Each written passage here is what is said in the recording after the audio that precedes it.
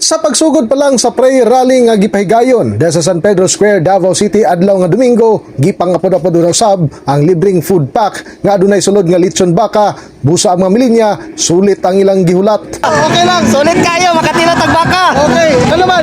Dami kayo. Ang Baka. mga kabrigada sa kasamtangan, makita ninyo ang taas nga linya dinhi sa atong likod kung asa mao ni sila ang mga musalmot dinhi sa ginapahigayon nga prayer rally. Ug sa atong mga nakahinabi, dili lamang ang giapas nila mao makaangkon og libreng lechon baka, pati usab mapapakita nila og suporta sa kanhing Pangulong Rodrigo Duterte.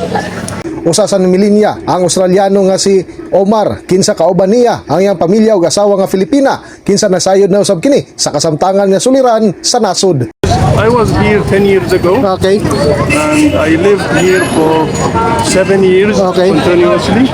So- and I think the time when the Turkey was in power, better than now. Okay. Usa-usab sa misalmot sa mga aktibidad si kanhi LTFRB Chairperson Attorney Martin Delgra nga nagtuo nga kinahanglan ng pagkakon ang korupsyon sa kasamtangan.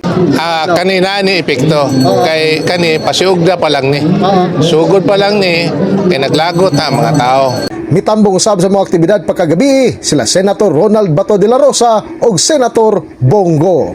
In the heart of changing lives, ako si Brigada Julius Pacot alang sa 93.1 Brigada News FM Davao, Top Music and News Authority.